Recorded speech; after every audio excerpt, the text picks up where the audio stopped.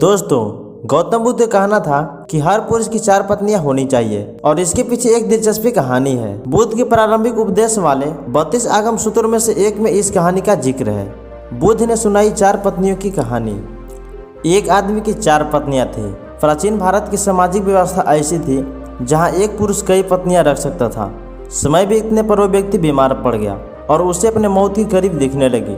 जीवन के अंत में वो बहुत अकेलापन महसूस करने लगा। उसने अपनी पहली पत्नी को बुलाया और उसे अपने साथ दूसरी दुनिया में चलने के लिए कहा। व्यक्ति ने कहा, मेरी प्यारी पत्नी, मैंने तुम्हें दिन रात प्यार किया, जीवन भर तुम्हारा ख्याल रखा। अब मैं मरने वाला हूँ। क्या तुम मेरे साथ वहाँ चलोगी जहाँ मैं अपनी मृत्यु के बाद जाऊँ? उसे उम्मीद थी कि उसकी पहली पत्नी का जवाब हाँ ही होगा, लेकिन उसने जवाब दिया, मेरे प्यारे पति, मुझे पता है कि आप हमेशा मुझसे प्यार करते थे और अब आपका अंत करीब है। ऐसे में अब आपसे अलग होने का समय आ गया है।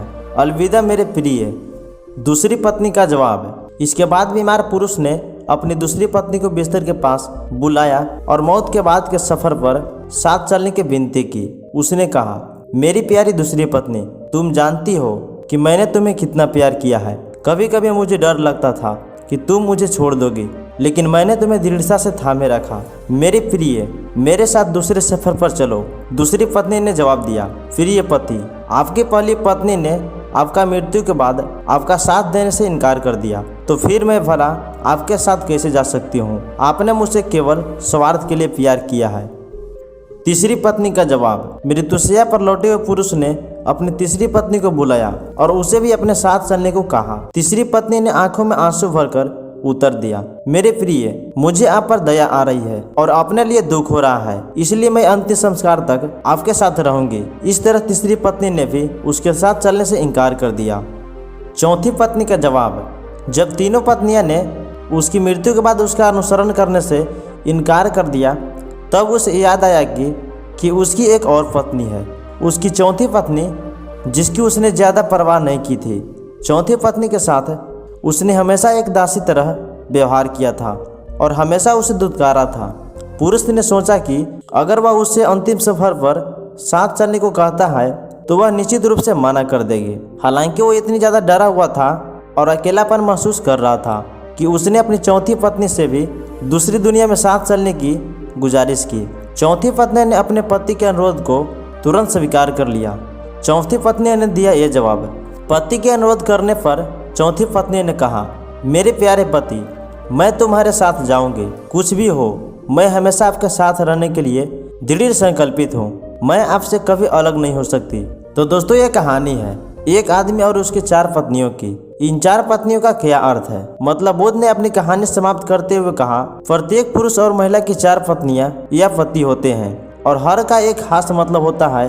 पहली पत्नी या साथी हमारा शरीर होता है जिससे हम दिन रात प्यार करते हैं। सुबह के समय हम अपना चेहरा धोते हैं, कपड़े और जूते पहनते हैं, हम अपने शरीर को भोजन देते हैं।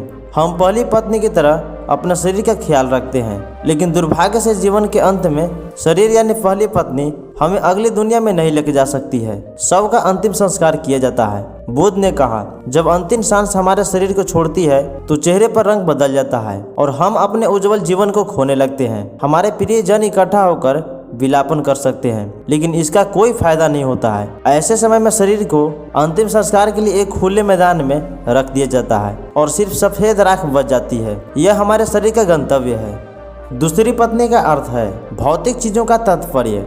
दूसरी पत्नी हमारे भाग्य, भौतिक चीजों, धन संपत्ति, प्रसिद्धि, पद और नौकरी को दर्शाती है। हम इन सभी भौतिक चीजों से काफी जुड़ाव महसूस करते हैं, जिसे पाने के लिए हमने कड़ी मेहनत की है।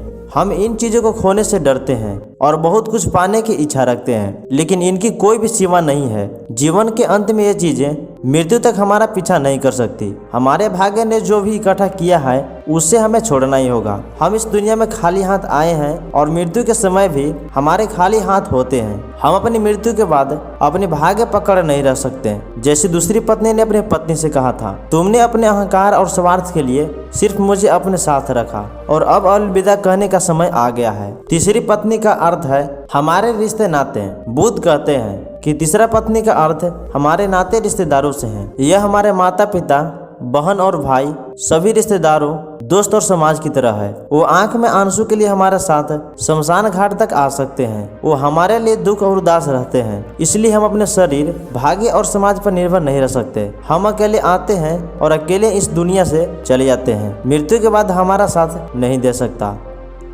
चौथी पत्नी का मतलब, बुद्ध ने कहा, चौथी पत्नी हमारा मन या चेतना है। जब हम गहराई से पहचानते हैं कि हमारा मन क्रोध, लालच और असंतोष से भरा हुआ है, तो हम अपने जीवन को अच्छे नजरिए से देख पाते हैं। क्रोध, लोभ और असंतोष कर्म के नियम हैं। हम अपने कर्म से कभी पीछे नहीं छुड़ा सकते हैं। जैसा कि चौथी पत्नी ने अपने मरते हुए पति से कहा था, तुम जहाँ भी जाओगे मैं तुम्हारे पीछे चलूंगी।